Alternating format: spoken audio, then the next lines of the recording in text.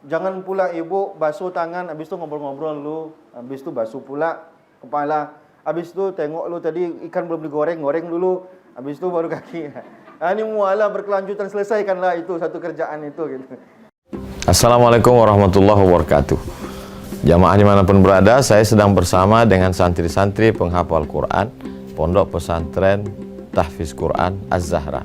Mari kita support Pondok Pesantren Tahfiz Quran Az-Zahra gratis melalui donasi Bank Syariah Indonesia (BSI).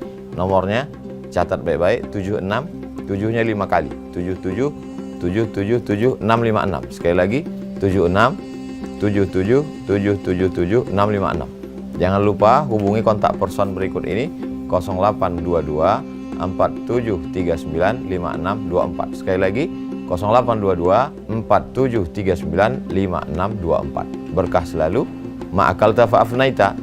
Rezeki, uang, gaji, pendapatan yang kau belikan makanan akan busuk. Wa malabista fa'ablaita, yang dibelikan kepakaian akan lapuk. Wa mata saddaqta fa'amdaita, yang kau sedekahkan itulah yang akan kekal abadi menjadi amal bekal untuk hari esok. Berkah selalu. Assalamualaikum warahmatullahi wabarakatuh. Az-Zahra nahnu juz'un la yatajazza. Allahu Akbar. Nah, sekarang dari kesimpulan, begitu banyak sunnah-sunnah yang mesti kita kerjakan, yang tak boleh kita lewatkan dalam berwudu. Apa saja itu yang akan kita bahas hari ini. Bismillahirrahmanirrahim. Wa sunanuhu, dan sunnah-sunnah di dalam berwudu. Ai al-wudu, sunnah-sunnah dalam berwudu. Asyaratu asya'a. Di dalam kitab ini, kitab Fathul Qarib ini, kitab Fathul Qarib Al-Mujib fi Syarhi Al-Fazit Taqrib, ini di sini disebutkan bahwa di dalam kitab Matan Ghayat Takrib pun disebutkan bahwa ada 10 yang tak boleh kita tinggalkan tetapi hukumnya sunnah. Artinya kalau ditinggalkan tidak mempengaruhi sah atau tidak sahnya berwudu. Tetapi kalau ditinggalkan mempengaruhi afdal atau tidak afdal wudu kita. Itu perlu dibedakan antara sah dengan tidak sah, dan antara sunnah dengan tidak sunnah. Itu berbeda ya. Jadi ini tak sunnah belum tentu dia tidak sah. Nah begitu. Jadi itu dua hal yang berbeda. Jadi yang 10 macam itu apa? Yang pertama adalah at-tasmiyah. Tasmiyah, bismillahirrahmanirrahim. Aqalluha bismillah. Paling singkat bismillah saja. Bismillah gitu. Mana tahu capek kali baca bismillahirrahmanirrahim pun tak sempat. Ya, bismillah gitu. Aqalluha, yang paling sedikit, yang paling singkat. Hanya saja mungkin terkendala bahwa kita masih seperti yang saya katakan sebelumnya, kita masih di situ buang air, di situ berwudu. Maka kalau memang ada niat kuat, keluar dulu sebentar bismillahirrahmanirrahim, masuk lagi. Kalaupun tak bisa juga, minimal dalam hati kita bismillahirrahmanirrahim. Tapi selagi bisa dilafazkan, maka dilafazkanlah. Karena zikir ataupun doa lebih afdal jika dilafazkan. Maka bismillah minimal. Di situ di situ buang air, di situ berwudu. Keluar sebentar, pakai handuk, keluar sebentar, bismillahirrahmanirrahim. Mau dilafazkan niatnya, silakan dilafazkan niatnya di luar. Karena kalau di dalam itu tempat kita buang air itu tidak boleh. Karena Rasulullah SAW setiap kali mau masuk ke WC itu mencopot cincinnya, karena di mata cincinnya tertulis Muhammadur Rasulullah. Ada kalimat yang baik di situ. Bukan hanya ayat Quran, semua kalimat-kalimat thayyibah, jawaban azan dan segala macam, ucapan assalamualaikum. Ketika kita sedang diconggok di situ, itu kita tidak boleh menjawab. Nah, maka kalau ada rezeki itu dipisahkan, di mana tempat berwudu, di mana tempat buang air. Ya bagian luarnya disetting sedikit lah ya. Cari duit supaya bisa gitu.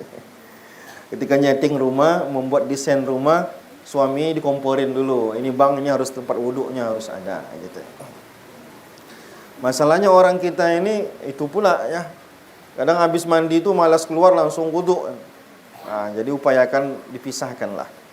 Di beberapa pesantren termasuk pesantren Nurul Azhar yang di Palas, itu dipisahkan. Tempat mandi, ini tempat buang air. Itu ruangnya dipisahkan. Nah, gitu. Wa akmaluha, yang paling sempurna adalah Bismillahirrahmanirrahim. Yang paling sempurna adalah Bismillahirrahmanirrahim. Paling singkatnya Bismillah. Boleh kalau lebih singkat lagi, tidak ada lebih singkat dari itu lagi. Bismi ya, tidak bisa. Dua aja pilihannya. Kalau tak Bismillah, Bismillahirrahmanirrahim. Fa in tarakat tasmiyah awaluhu ata biha fi asna'ihi.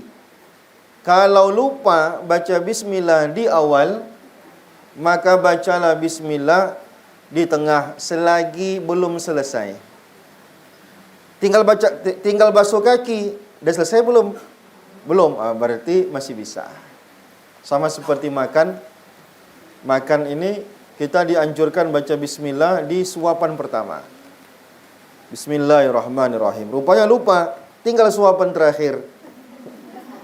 Tetap baca Bismillahirrahmanirrahim. Biar setan memuntahkan lagi apa yang dia makan. Bismillahirrahmanirrahim. Maka berkahlah makanan itu untuk kita. Nah. Maka dalam berwuduk juga demikian. Mungkin lupa. Di awalnya lupa karena terlalu buru-buru. Lalu setelah basuh muka teringat, oh bismillah belum. Ulang enggak wuduknya? Jangan. Bismillahnya saja, enggak mesti diulang wuduknya. Nah, begitu dia. Tinggal basuh kaki, baca bismillah, berarti ulang lagi dari awal pusat. Enggak, baca saja Bismillahirrahmanirrahim. Nah, jadi dari di mana saja teringatnya, di situ baca bismillah, ya. Makan juga begitu, di mana saja teringatnya.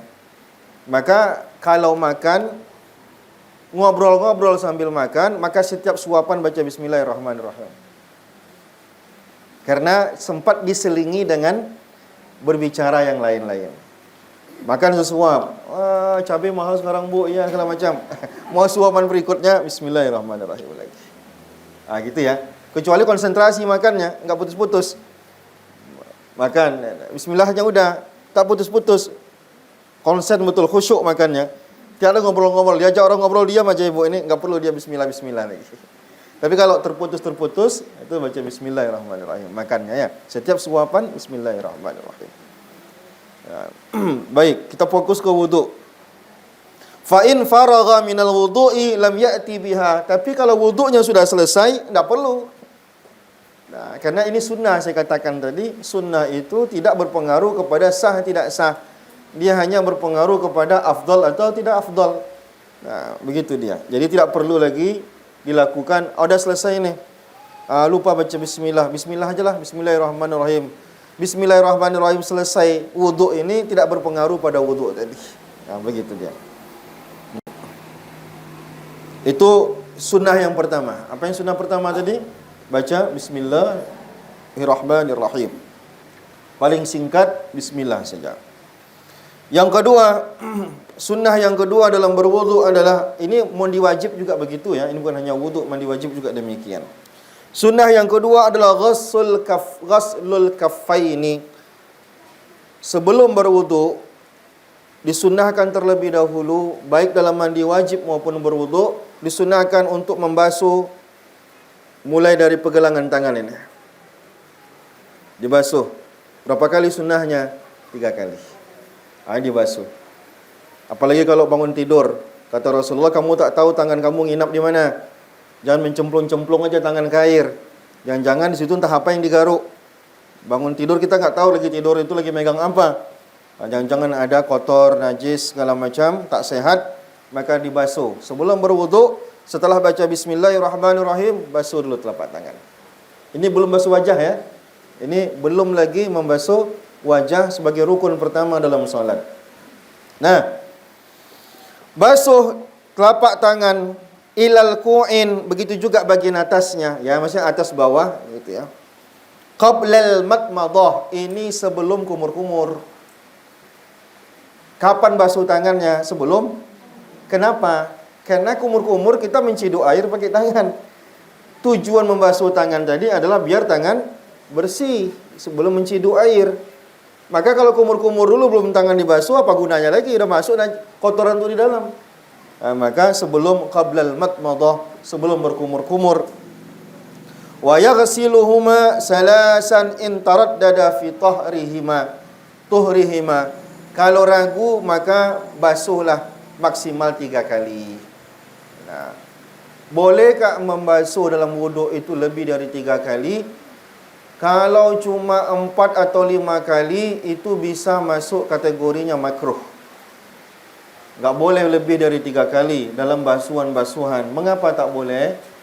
Kerana khawatir nanti ibu was-was, ragu. Akhirnya dipermainkan oleh syaitan. Akhirnya sampai 100 kali pun rasanya masih belum cukup. Nah, tapi kalau sudah lebih terlalu banyak, itu bisa haram hukumnya. Maka maksimal wajib itu upayakan kalau tidak ada keraguan 3 kali dah cukup. Begitu. Qabla idkhalihimal ina, sebelum memasukkan tangan ini ke dalam ember. Jadi begini, ibu kan tak semuanya ngambil air berwuduk ini dari ember. Ada juga berwuduk dari keran. Tapi baik dalam ember maupun keran, itu nampung airnya kan ke telapak tangan. Nah, maka ini dulu yang dibersihkan sebelum segala sesuatunya. Nah, sekarang pertanyaannya adalah, ibu punya ember, lalu kemudian ibu cuci tangan ibu. Kan tadi kan tidak, kalau dalam pelajaran kita kemarin kan tidak boleh mustakmal. Nah, ini kan tangan nih, kita masukkan cemplung ke dalam ember. Ini kira-kira airnya masih boleh digunakan untuk wudhu? Boleh. Karena cidukan di sini niatnya adalah pengganti gayung pengambil air. Sama saja kan kita ambil gayung. Nah, sekarang kita gunakan penciduk air adalah tangan kita. Maka tadi sebelum digunakan sebagai gayung penciduk air, terlebih dahulu dibersihkan. Paham sampai situ, Ibu? Nah, ibu-ibu sini cerdas, enak belajar. Enak ngajar di sini, ibu-ibunya cerdas, alhamdulillah. Nah, sekarang kalau sebelum ibu basuh tangan ibu, boleh tak dicidukkan ke dalam? Kalau bisa makruh, kalau kita tak tahu keadaan tangan kita. Bersih atau tidak, hukumnya makruh. Tidak sampai kepada batal. Tapi kalau kita tahu pasti ada najisnya, itu sudah jelas tak boleh. Tapi kalau kita tak tahu sama sekali, itu makruh. Tapi kalau kita tahu bersih, itu tak apa-apa. Nah, yakin kita, tadi tangan ini dicuci pakai sabun, cuman agak-agak berapa lama gitu. Cuman belum ada megang apa-apa. Yakin kita tidak ada keringat, tidak ada apa-apa, bersih. Makruh kah? Tidak makruh. Tapi kita harus yakin bahwa dia. Tapi kalau kita tak tahu keadaannya bersih atau tidak, hukumnya makruh. Tapi kalau tahu ada najis di situ, udah otomatis dia tak boleh. Ya, begitu Bu ya. Nah, begitu baik menampung air keran yang kita hidupkan ataupun menciduk air dari ember. Itu sama. Nah, kemudian itu yang kedua, sunnah yang kedua dalam berwudu adalah apa tadi? Membasuh telapak tangan, karena telapak tangan akan digunakan untuk menciduk air. Yang ketiga, kan ada 10 ya, sampai 10 selesai pelajaran kita hari ini. Ibu bersabar sampai 10. Yang ketiga adalah wal matmadah, berkumur-kumur. Ba'da ghuslil kaffaini, setelah membasuh dua tangan. Jangan berkumur-kumur dulu baru basuh tangan. Nah, afdal cara membasuhnya berkumur-kumur bagaimana? Tampung air di tangan lalu dimasukkan ke mulut. Boleh enggak kami langsung ke keran air mulut kami? Boleh, tapi kan tidak afdal. Nah, begitu ya. Kenapa tidak afdal? Tidak baik kelihatan. Lebih sopan, lebih santun, lebih enak dilihat. Tapi ibu lagi malas megang apa-apa, Ustaz. Yaudah ibu gini aja. Nanti hidupkan air dari jauh. Disemprot. Ya enggak apa-apa, yang penting air masuk ke mulut. Tapi kan tata caranya itu kan perlu adab, perlu sopan, perlu terlihat bagus gitu. Wa yahsulu aslu sunnah fiha bi idkhalil ma' fil fammi sawa'un adarahu fihi wa majjahu am la. Sekedar untuk dapat sunnah, cukup dimasukkan air, mau digoncang ataupun tidak, sudah dapat sunnah. Tapi afdalnya digoncang-goncang mulut. Kecuali orang yang berpuasa. Bolehkah berkumur-kumur orang berpuasa? Boleh, tapi dengan catatan tidak boleh bersangat-sangatan. Paham bersangat-sangatan? Ya berkumur-kumur tapi sampai mendungak-dungak, gok. Dipanggil orang, ngalah lewat. Enggak boleh. Boleh tapi sekedar saja ya. Karena bau kan mulut boleh juga. Ambil air, ya kepala jangan sampai mendungak lah. Tundukkan aja sedikit ya bagi bagian ke depan saja supaya ketika kita sholat khusyuknya terjaga gitu ya. Tapi bolehkah berkumur-kumur bagi orang yang berpuasa? Boleh.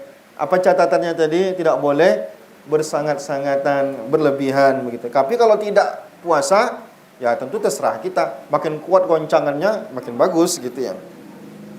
Jadi sekedar dapat sunnah, masukkan saja air, dikeluarkan lagi, sudah sunnah.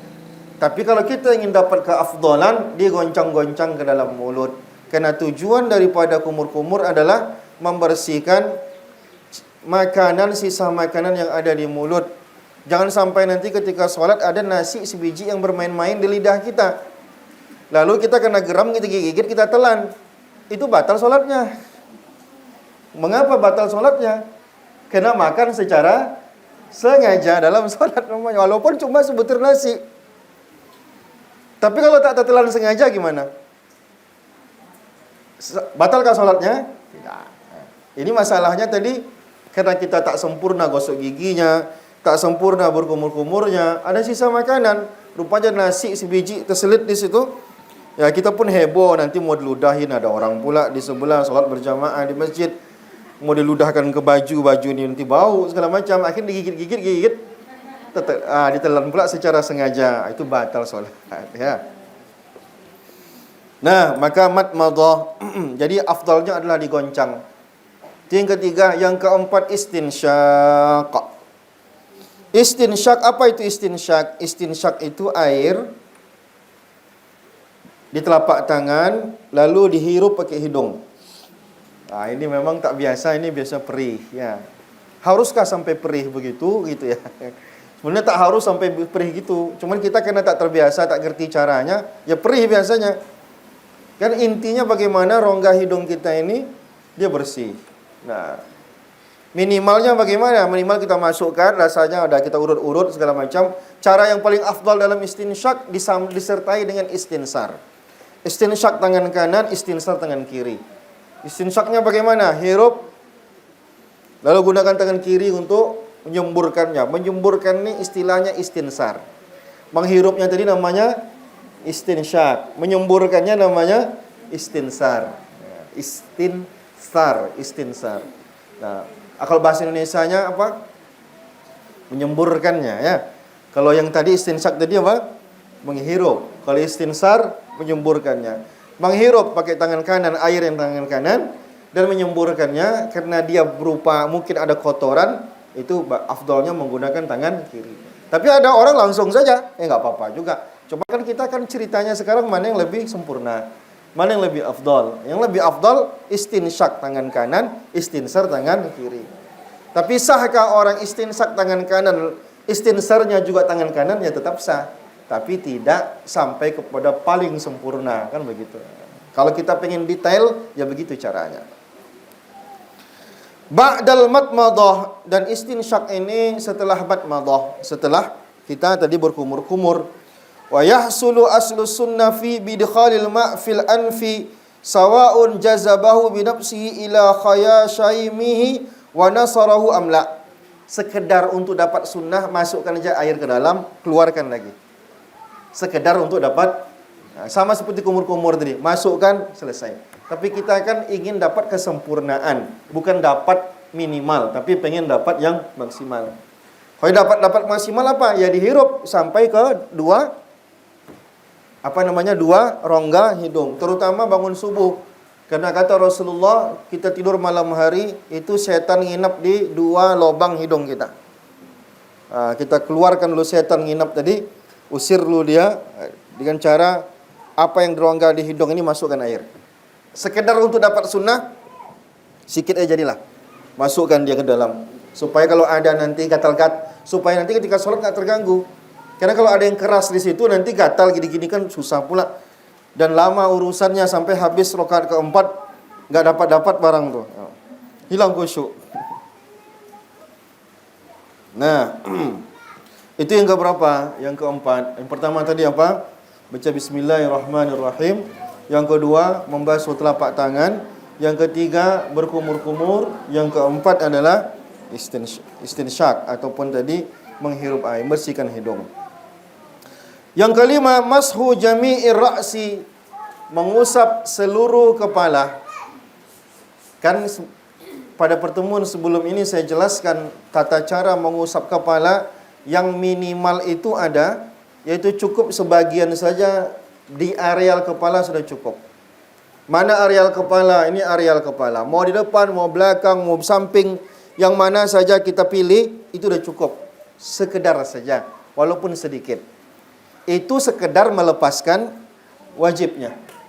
Nah, kalau kita ingin sempurna, itu seluruh areal kepala itu diusap. Amma mashu ba'dir ra'si fawajibun kama sabaq. Minimal sedikit itu wajib. Walau lam yarid naza'a ma ala ra'si min imamatin. Kalau dia pakai imamah, apa imamah itu? Sorban, dia cukup yang sedikit ujung imamah aja sudah cukup. Diangkatlah sorbannya sedikit, dia cuma memasukkan jarinya ke dalam imamah ini aja sebenarnya sudah cukup. Nah, tapi kalau ingin sempurna bagaimana? Sebelum ini sudah kita ajarkan caranya. Cara yang ingin sempurna adalah kita usap dari depan sampai belakang. Nah, tapi kalau ibu-ibu nak perlu tarik ke depan lagi. Nah, kalau bapak-bapak yang rambutnya tak begitu panjang, dia sunnah untuk menarik ke depan. Kalau ibu-ibu cukup ke belakangnya cukup. Nah, itu yang paling afdalnya ya. Kalau saya buat gini kan lagi.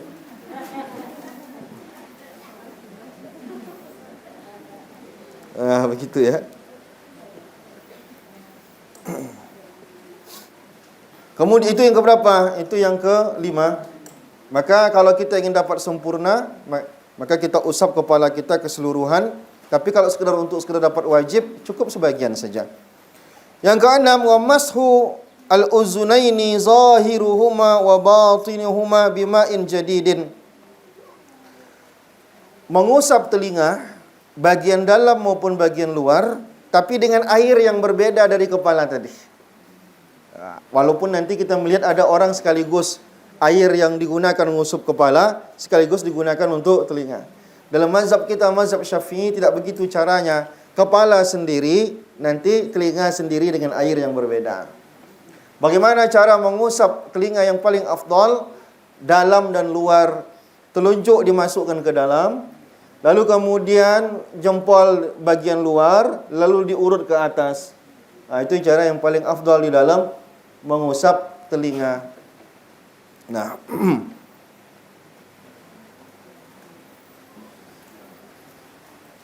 wa sunnatu fi kaifiyati mashihima an yadkhula musabbihataihi fi samakhaihi wa yudirahuma 'alal ma'atifi wa yamurru ibhamaihi 'ala zuhurihima.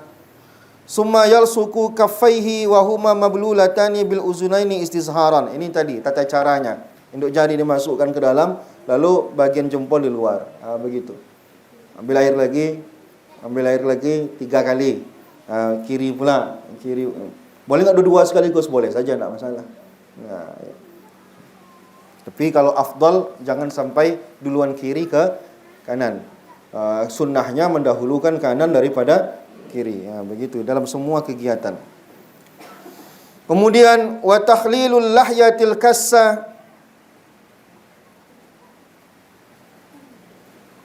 Sunnah hukumnya mengusap. Ini kalau orang berjenggot ya. Jika jenggotnya menyela-nyela jenggot, tapi kalau jenggotnya tebal. Ini beda bu. Yang ada jenggot tebal, ini mata suami ibu berjenggot ya. Tengok. Nanti pulang tengok kategori jenggot bapak ya. Kategori jenggot bapak ini tebal atau tidak? Bagaimana cara menentukannya? Dalam fikih cara menentukan jenggot tebal atau tidak, kalau ibu tengok dari jauh, nampak atau tidak kulit bapak itu yang di jenggotnya. Kalau ibu tengok itu. Dari dekat, jangan jauh untuk nampak, bapak pun tak nampak dari dekat. Tapi mata sehat bu ya, jangan mata rabun. Kalau mata rabun bapak pun tak nampak ibu lagi. Mata sehat. Kenapa? Saking kan tebalnya. Saking tebalnya, lebatnya, sampai tak nampak lagi kulitnya. Yang jenggot seperti ini tidak wajib harus dimasuk-masukkan jari ke dalam jenggot. Hukumnya cuma sunnah. Sunnah digini-gini kan, tapi tak wajib. Cukup dia bagian permukaan saja dalam basuh wajah. Tapi kalau jenggot kayak saya ini kan memang tidak aja nih. Ini kalaupun ada lebih tebal dari ini, karena masih nampak kulitnya, saking karena dia tak begitu tebal, maka wajib di dalam ini dia kena air. Itu bedanya yang tebal dengan yang tipis. Malah yang tebal pula yang tak wajib untuk dimasukkan ke dalam. Begitu, karena kan kesulitan itu maksudnya. Tapi sunnah hukumnya. Dan yang tebal tadi. Ya kalau orang Pekanbaru belum nampak lagi ya, kalau orang asli Pekanbaru. Nah, kalau orang Arab mungkinlah, karena dia tebal, rapat, habis itu memang dari kecil udah berjenggot dia. Bapak itu kan karena dia dioles-oleskannya minyak Fir'aun, makanya dia minyak apa namanya Fir'aun pula. Itu biasa tuh buat anak SMA itu kadang minyak buah pala itu dibakar, buah pala itu digores-goreskannya arang itu ke jenggot, katanya bisa menumbuhkan. Saya pun gitu juga dulu. Karena kata zaman kami waktu kami muda itu katanya kalau berjenggot tuh keren, maco gitu, anak muda dulu lah. Tapi kalau udah berjenggot bingung juga untuk mencukur-cukurnya terus. Biasalah. Nah, amma lahyatur rajulil khafifah, adapun jenggot laki-laki yang tipis seperti saya ini, walahyatul mar'ati, atau kalau ada perempuan yang menjenggot, maaf, ada kan, cuman kan bukan jenggot kayak laki-laki, cuma tumbuh-tumbuh sikit aja gitu ya. Ya mungkin dia kan perempuan kumisan kan ada juga. Tapi kan tak sama seperti kumisnya bapak-bapak ya. Ini cuma tumbuh-tumbuh sikit-sikit. Yang tidak dicukur-cukur sering begitu. Wal khunsa, begitu juga dengan khunsa. Ibu tahu apa khunsa? Ini kurang etis diceritakan, tapi setidaknya sekilas sajalah. Khunsa itu, ibu mohon maaf, itu alat bantunya dua itu. Paham? Alat bantunya dua. Dua-duanya ada gitu. Yang laki-lakinya dia punya, yang perempuannya dia punya juga. Itu dia. Itu namanya khunsa. Dalam fikih itu dibahas. Jangan melawak. Ini enggak melawak, Bu. Ini serius. Nah, dalam fikih itu dibahas karena mungkin saja terjadi. Ini orang seperti ini disebut dengan istilah khunsa. Orang khunsa ini tidak boleh jadi imam dalam sholat. Kalau dua-duanya dia punya dan belum ditentukan salah satunya. Kalau enggak dibuang salah satunya, pilihnya laki-laki, boleh jadi imam dia. Ada juga dia punya dua, tapi satu yang kuat, satu tak kuat. Kalau sama kuatnya, dia tak bisa jadi imam dalam sholat. Banyaklah urusan yang membedakan laki-laki dan perempuan, dia kena terus gitu. Itu namanya apa tadi? Itu betul-betul bukan bencong yang di jalan itu. Bencong itu lain cerita. Kalau banci itu dia jelas dia.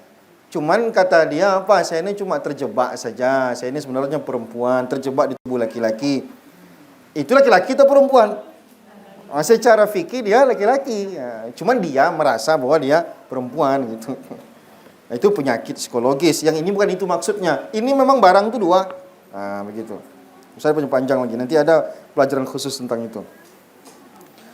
Yang model seperti ini bisa juga ada jenggotnya. Tapi biasanya tak begitu seperti yang jantan begitu ya.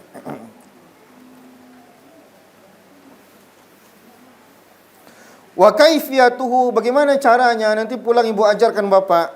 Ayyadkhular rajulu asabi'ahu min asfalil lahya. Masukkan dari bawah. Masukkan dari bawah jenggot. Tapi kalau bapak nanti mana tahu nanti ibu ada keluarga yang begini caranya masuknya. Tapi kalau tipis seperti saya tidak perlu dispesialkan, itu juga akan basah. Karena kan jenggot itu mana dia? Wajah. Ini wajah. Ini tulang rahang sampai ke dagu. Itu yang kategorinya wajah.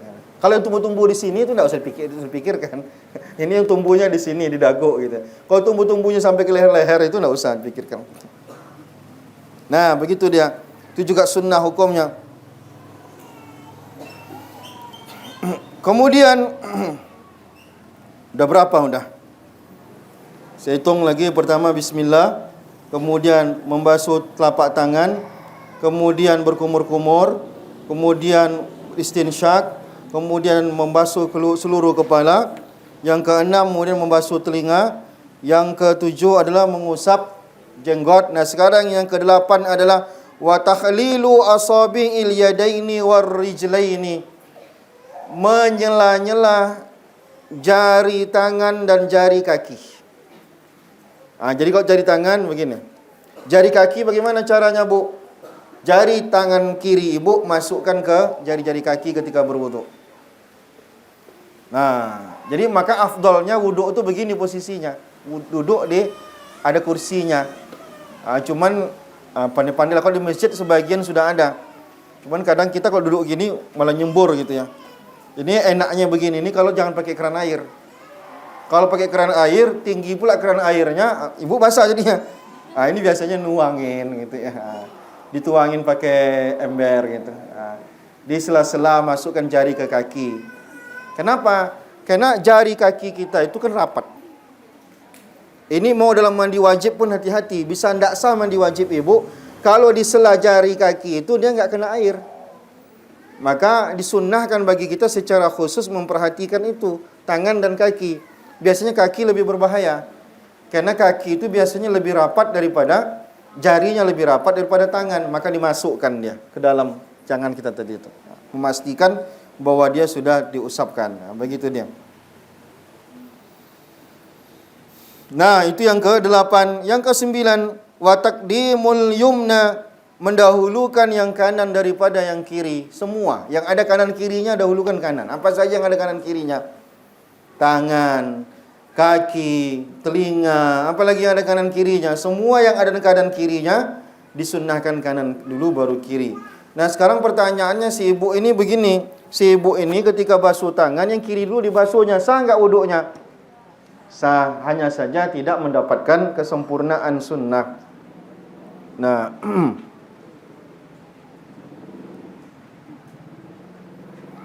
hanya saja nanti ukurannya ada juga. Kalau ukuran sunnah membasuh tangan sampai mana? Sunnah membasuh tangan itu maksimal sampai kepada bahu. Nah, ini. Tapi wajibnya cukup sampai siku pergelangan.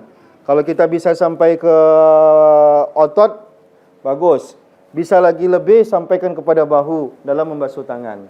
Kalau kaki itu maksimalnya adalah lutut. Nah, kalau kita sampai minimal wajibnya itu mata kaki. Kalau kita pengen dapat sunnahnya sampai ke betis.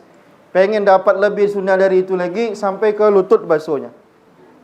Kalau mandi aja langsung pusat gimana? Nah, itu kan cerita. Enggak usah lah, ini kan tentu ada caranya gitu. Nah, itu yang ke-9. Yang ke-9 ya? Baik, ini lebih 9, 10 kayaknya. Kemudian yang ke-10, wa taharatu salasan wa salasan. Semua basuhan itu dibasuh 3 kali. Apapun itu, sebagian orang mengatakan kepala itu cukup sekali, tapi dalam pelajaran kita kepala pun 3 kali. Seperti saya katakan, lebih dari 3 kali maka hukumnya bisa makruh. Karena itu membuat kita membazir menggunakan air. Yang kedua, pintu masuk untuk was-was. Lebih banyak lagi, itu bisa haram. Jadi kok bisa maksimal 3 kali cukup. Minimal wajibnya berapa kali? 1 kali saja. Dan kemudian yang terakhir adalah wal muwalah. Muwalah itu artinya berkelanjutan. Jangan pula ibu basuh tangan, habis itu ngobrol-ngobrol dulu, habis itu basuh pula kepala, habis itu tengok lu tadi ikan belum digoreng, goreng dulu, habis itu baru kaki. Ini mualah berkelanjutan, selesaikanlah itu satu kerjaan itu gitu. Kadang datang betul malasnya berwudu itu basuh muka, entah apa pula dulu, masukkan pakaian ke mesin cuci dulu, habis itu baru tangan, jangan. Selesaikan itu. Itu memang mualah. Justru kalau terlalu jauh jaraknya antara satu basuhan dengan satu berikutnya, itu tidak sah. Nah, sempat ada kegiatan lain, di luar kegiatan itu, selingannya terlalu banyak. Ada selingan lain yang merubah niat di hati kita, dan pekerjaannya sudah berbeda, maka dia harus ulang lagi. Begitu dia. Jadi mualah tadi langsung. Habis muka, nggak usah ngerjakan yang lain lagi, langsung tangan, sampai selesai. Inilah 10 ataupun 11 hal-hal yang sunnah, yang kita jaga, yang kita lakukan, yang kita istiqomahkan dalam wuduk kita, sehingga wuduk kita ini menjadi wuduk yang betul-betul sempurna. Dan nanti insyaAllah nilainya juga maksimal. Wallahu a'lam bishawab. Selasa demikian, ada yang ingin diskusi, saya persilakan. Jika tidak ada, kita sudahi. Assalamualaikum Ustaz, minta doanya untuk orang yang menginginkan anak bertahun-tahun yang diidamkan. Ada beberapa ayat yang selalu diajarkan guru saya kepada saya. Pertama, Rabbana hablana min ladunka zurriyatan thayyibatan lak innaka sami'ud du'a. Yang kedua, doanya Rabbi inni bima anzalta min khairin faqir. Yang ketiga, doa dari Al-Quran adalah Rabbi la tazarni fardan wa anta khairul warisin. Yang keempat, doanya adalah Rabbana hablana min ladunka zurriyah. Rabbana hablana min zurriyatina qurrata a'yuni waj'alna lil muttaqina imamah. 4 ayat tadi bisa diminta sama santri nanti. Nah, ingat tadi ayatnya apa saja? Enggak ada yang catat. Ayo catat. Rabbana hablana min ladunka rahmah. Awalnya aja biar nanti kalau ibu ini bertanya bisa dikasih. Rabbana hablana min ladunka rahmah innaka antal wahhab. Itu surat apa? Ayo. Yang penting tahu kan? Oke, ayat yang kedua tulis Rabbi la tazarni fardan wa anta khairul warisin. Yang ketiga, Rabbana hablana apa? Min zurriyatina qurrata ayuni waj'alna lil muttaqina imama. Yang keempat, Rabbi inni bima anzalta ilayya min khairin faqir. Udah, nanti minta sama santri. Itu yang paling banyak yang diajarkan guru-guru ke saya kalau untuk masalah itu. Saya pun sedang mengamalkan itu juga. Mudah-mudahan saling mendoakan itu bisa terwujud. Assalamualaikum Pak Ustaz, apa hukumnya berwudu dalam keadaan kita tidak pakai baju, pakai handuk saja, asalkan tidak terbuka areal yang vital. Selagi dia masih tertutup areal vital kita, insya Allah tak jadi masalah. Kalaupun telanjang bulat, mohon maaf, tetap sah, tidak sampai batal. Hanya saja bermasalah dari segi adab saja. Bukan dari segi sah atau tidak sah. Bermasalah dari segi adab. Adab bukan menentukan sah atau tidak sah, cuma menentukan afdol atau tidak afdol. Begitu. Jadi karena kita ibadah, jangankan ketika wudu, ketika tak berwudu pun kita tak boleh bertelanjang bulat. Kenapa? Karena kata Rasulullah, Allahu ahaqqu an yustahya minhu minan nas. Malu sama Allah itu lebih diutamakan. Ini bukan masalah ada yang lihat atau tidak, tapi rasa malu kita kepada Allah layak atau tidak terbuka. Bagaimana berwudu jika terbatas airnya? Jika kita ingin dapatkan sunnah wudu, Rasulullah itu berwudu itu cukup 2/3 mud. 1 mud itu sekitar 1 genggam. Rasulullah 2/3-nya bisa berwudu. Nah, ini kan tentang bagaimana caranya. Nah, kenapa kita kesulitan air jumlah segitu? Karena kita tak pernah mempraktekkannya. Kenapa kita tak pernah mempraktekkannya? Karena air berlimpah-limpah, berlebih-lebih tempat kita. Tapi suatu saat ketika kita bertemu keadaan di mana air sulit, insya Allah dapat.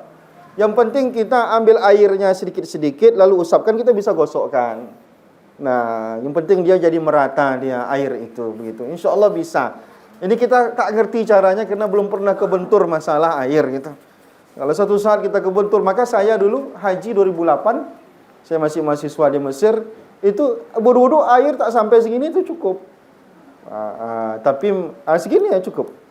Karena dulu ketika zaman saya 2008 itu belum ada tempat wudu di Arafah. Sekarang kan sudah ada. Dulu tidak ada. Akhirnya bawa air gitu. Ini cukup untuk berwudu. Insya Allah nanti ibu kapan-kapan dapat masalah air, insya Allah ngerti caranya bagaimana. Dan itu udah banyak dipraktekkan oleh ulama. Bahkan di video-videoin. Tengok aja di YouTube nanti cara berwudu dengan air yang minimal. Itu insya Allah banyak ulama udah mempraktekannya. Saya tak mungkin mempraktekannya di sini karena tak ada alatnya. Kalau ada ember gitu oke lah. Ini kan nanti basah, heboh anak-anak nanti ngepel. Menyangkut kajian tadi, kamar mandi dengan tempat wuduk dipisah.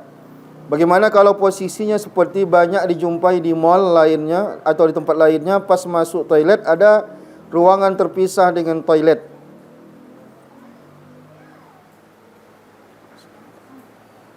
Ada pintu lagi untuk khusus buang hajat. Itu sudah dipisahkan atau masih dalam lingkup toilet? Saya lihat orang Mesir gitu juga. Sebagian orang Mesir itu kan kamar mandinya agak memanjang begitu ya. Itu disekatnya. Jadi setelah dia sekat, jadi di areal itu sudah disekat sama dia, dikotakkannya. Yang ini sudah digolongkan tempat buang air, yang di sini. Tapi kan harus ada pembatas. Nah, perlukah pakai dinding segala macam? Tak perlu pakai dinding, asalkan kita sudah membatasi. Ini misalkan sudah ada tirainya atau sudah ada penyekatnya pakai apa begitu. Sehingga kita merasa itu sudah terpisah antara tempat buang air dengan kita berwudu. Itu sebenarnya kalau tak ada cara lagi ya. Kalau masih ada cara untuk memisahkannya lebih afdal. Ini kalau tidak ada cara, satu ruangan itu kita sekat lagi. Kita bagi ruangan itu ini untuk ini areal klosetnya, ini areal mandinya begitu. Assalamualaikum Ustaz, boleh, anak saya udah lama sakit asam lambung, udah banyak yang dicoba tapi tak sembuh. Apa solusinya? Saya kalau pengobatan ini kurang tahu ya. Jadi begini, maksud tidak tahu itu pengobatan yang langsung. Tapi kalau seandainya kita pengen coba-coba dengan doa-doa, tentu saja nanti semua ayat-ayat Quran kita coba. Semua ayat Quran kan dijanjikan oleh Allah sebagai ayat pengobatan. Apa yang lebih utama dari semua ayat-ayat itu? Tentu saja Al-Fatihah. Setelah Al-Fatihah apalagi yang biasa kita tahtimkan? Yang kita tahtimkan tadi itu semuanya ayat yang utama untuk dibaca dalam mengobati. Caranya bagaimana? Misalkan baca Al-Fatihah, Qul huwallahu ahad, Qul a'udzu birabbil falaq, Qul a'udzu birabbin nas, baca 5 pertama ayat Al-Baqarah, baca ayat Kursi, baca 2 ayat terakhir surat Al-Baqarah, bisa tiupkan air. Lalu suruh anak itu minum, doakan. Nah, ya Allah, niatkan ya Allah, bacaan ini diniatkan ya Allah untuk menyembuhkan sakit ini ya Allah. Hembuskan ke air. Atau nanti tangan kita hembuskan ke tangan kita usapkan kepada bagian yang sakit. Kita obat minum juga, karena kita itu ikhtiar. Tapi ayat-ayat ini dalam bentuk keyakinan kita kepada Allah Subhanahu wa taala. Karena obat pun kalau Allah tak berkehendak dia sembuh juga tak akan sembuh. Nah, begitu. Jadi kata Allah, Rasulullah apa? Likulli da'in dawa. Setiap kali penyakit itu pasti ada obatnya. Belum ketemu saja. Cuma satu yang tidak ada obatnya kata Rasulullah, haram. Haram itu apa? Penyakit tua. Kalau tua itu tak bisa dimudahkan lagi. Kalau penyakitnya penyakit yang lain-lain dari itu, insya Allah ada obatnya. Hanya saja mungkin Allah coba kita lama menemukannya. Itu gajar. Nah, cuman dalam bentuk keyakinan kita kepada Allah Maha Penyembuh, maka semua ayat-ayat yang kita baca, terkhusus ayat-ayat tadi, itu bisa saja dengan cara mengusapkan ke areal sakit, ataupun bisa nanti menggunakan air untuk diminum. Nah, begitu. Siapa yang paling afdal untuk melakukannya? Terserahlah. Orang tuanya yang lebih rutin lebih bagus. Siapa yang bisa lebih rutin? Tentu saja adalah keluarga terdekatnya. Anak kita sakit, tentu maknya lebih utama. Laki yang sakit, tentu bininya lebih utama. Begitu ya. Jangan pula sedikit nunggu ustaz dulu baru nanti. Janganlah, dia harus rutin gitu. Harus rutin. Setiap kali sakit itu. Demikian ya. Ada lagi? Tak ada, cukup? Baik, subhanakallahumma bihamdika asyhadu an la ilaha illa anta astaghfiruka wa atubu ilaik. A'udzu billahi minasyaitonir rajim. Bismillahirrahmanirrahim. Alhamdulillahirabbil alamin wassalatu wassalamu ala asyrafil anbiya'i wal mursalin wa ala alihi wa sahbihi ajma'in. La tada' lana fi maqamina hadza zamban illa ghafarta wa la hamman illa farajta wa la karban illa nafasta wa la maridan illa syafaita wa la mayitan illa rahimta wa la taliba ilmin illa wafaqta wa la musafiran illa wasalta. Birahmatika ya arhamar rahimin wa la haula wa la quwata illa billahil aliyil azim. Rabbana atina fid dunya hasanah wa fil akhirati hasanah wa qina azabannar. Subhana rabbika rabbil izzati amma yasifun wa salamun alal mursalin walhamdulillahi rabbil alamin. Taqabbalallahu minkum wa minkum taqabbal ya karim. Assalamualaikum warahmatullahi wabarakatuh. Assalamualaikum warahmatullahi wabarakatuh. Jamaah dimanapun berada, saya sedang bersama dengan santri-santri penghafal Quran Pondok Pesantren Tahfiz Quran Az-Zahra. Mari kita support Pondok Pesantren Tahfiz Quran Az-Zahra gratis melalui donasi Bank Syariah Indonesia (BSI). Nomornya Catat baik-baik, 76, 7-nya 5 kali. 77, 777, 656. Sekali lagi, 76, 77, 777, 656. Jangan lupa hubungi kontak person berikut ini 0822 4739 5624. Sekali lagi 0822 4739 5624. Berkah selalu, ma'akalta fa'afnaita. Rezeki, uang, gaji, pendapatan yang kau belikan makanan akan busuk. Wa malabista fa'ablaita, yang dibelikan kepakaian akan lapuk. Wa mata saddaqta fa'amdaita, yang kau sedekahkan itulah yang akan kekal abadi menjadi amal bekal untuk hari esok. Berkah selalu. Assalamualaikum warahmatullahi wabarakatuh. Az-Zahra Nahnu